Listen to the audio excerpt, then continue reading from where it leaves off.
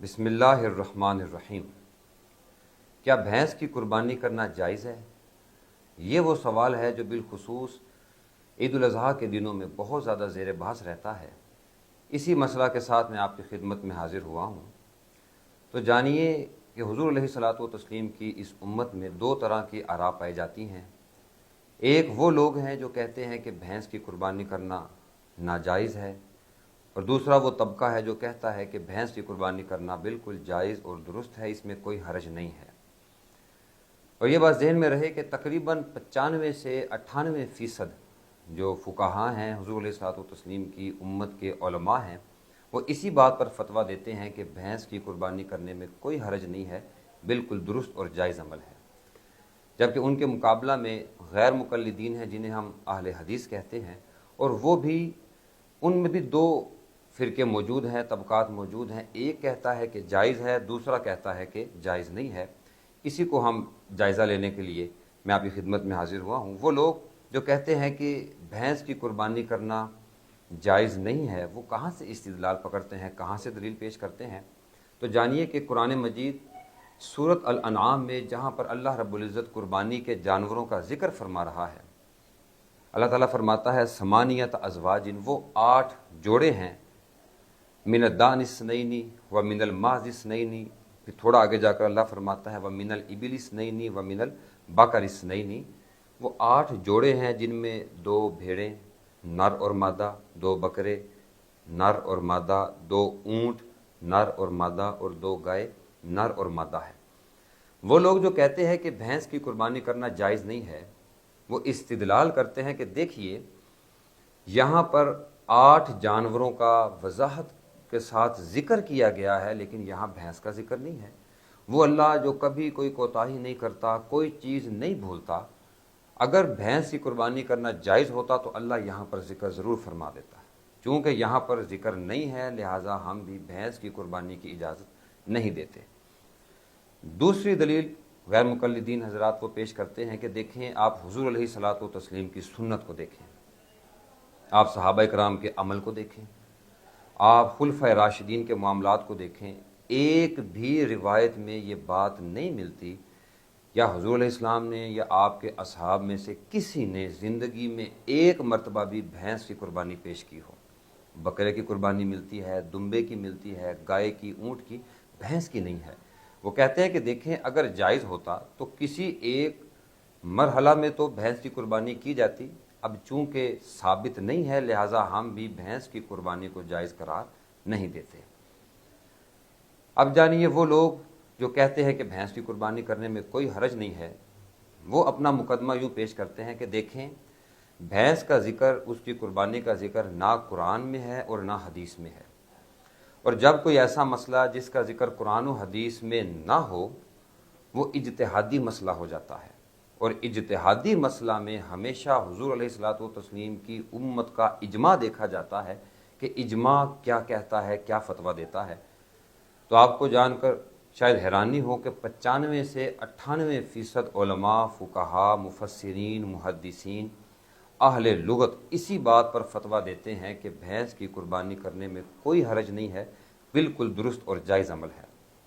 मैं आपके सामने चंद एक सबूत पेश करता हूँ। वो कहते हैं कि देखें, जो भैंस है वो गाय की जिन्स से है। दिखने में तो वो अलग अलग हैं, लेकिन जिन्स उनकी एक ही है। बिल्कुल ऐसे ही जैसे पहाड़ी बकरा और मैदानी बकरा हैं, तो दोनों बकरे, लेकिन देखने में, दिखने में ज़मीन व आसमान का फ़र्क है। पहाड़ी बकरा बड़े बड़े बाल होते हैं, कद छोटा होता है। मैदानी बकरा बाल छोटे छोटे होते हैं, कद ऊंचा होता है। हैं बकरे ही, लेकिन दिखने में बिल्कुल ही अजीब व गरीब महसूस होते हैं। आप छतरे को देख लें और दुम्बे को देख लें, ज़मीन व आसमान का फ़र्क महसूस होता है, हालांकि एक ही चीज़ है। इसी तरह से कहते हैं कि गाय और भैंस ज़ाहिरी तौर पर दिखने में तो अलग अलग हैं, लेकिन हकीकत यह है कि जिन्स एक ही है। मैं बतौर सबूत के आपको कुछ अकवाल पेश कर देता हूँ। अहनाफ फ़िक़े हनफी के ऊपर लिखे जाने वाली सबसे बड़ी मोतबर किताब जो हनफियों के यहाँ सनद की हैसियत रखती है, बदाइउस सनाए, जिल्द नंबर 2, सफ़ा नंबर 298, फतवा मौजूद है कि भैंस और गाय एक ही जिन्स से हैं, करने में कोई हरज नहीं है। इमाम मालिक से आपके मोता में پوچھا گیا جلد نمبر 2 صفحہ نمبر 366، تو آپ نے بھینس کے حوالہ سے فرمایا الجاموس انما ہی بقرٌ، جو بھینس ہے وہ در حقیقت گائے ہی ہے، ان میں کوئی فرق نہیں ہے۔ امام شافعی کی سب سے بڑی کتاب فقہ العبادہ، جس میں امام فقہ شافعی کے سارے مسائل موجود ہیں، جلد نمبر 2 صفحہ نمبر 84 کے اندر آپ سے پوچھا گیا تو آپ نے فتویٰ جاری فرمایا کہ میرے نزدیک گائے اور بھینس میں کوئی فرق نہیں ہے، جس طرح سے گائے کی قربانی درست ہے اسی طرح سے بھینس کی قربانی بھی کی جا سکتی ہے۔ امام احمد بن حنبل سے مسائل الامام احمد میں جلد نمبر 8 صفحہ نمبر 4027 میں پوچھا گیا کہ کچھ لوگ بھینس کے بارے میں اختلاف کرتے ہیں، آپ کی کیا رائے ہے؟ تو آپ نے فرمایا کہ آج سے 300 سال پہلے تک آپ فرماتے ہیں کہ میری نظر میں بھینس کے متعلق کوئی اختلاف موجود نہیں تھا۔ وہ کہتے ہیں کہ مجھے تو علم ہی نہیں تھا کہ میرے سے پہلے اس بارے میں کوئی اختلاف بھی موجود ہے کہ بھینس کی قربانی جائز ہے یا ناجائز ہے۔ وہ کہتے ہیں بالکل جیسے گائے کی قربانی جائز ہے اسی طرح سے بھینس کی قربانی کرنے میں بھی کوئی حرج نہیں۔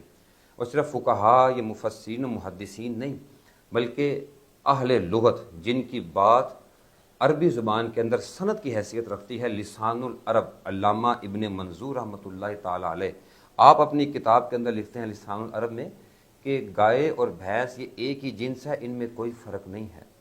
اس کے بعد تاج العروس عربی زبان کے اندر یہ کتاب مصدر کی حیثیت رکھتی ہے، امام زبیدی رحمۃ اللہ تعالی علیہ نے لکھی۔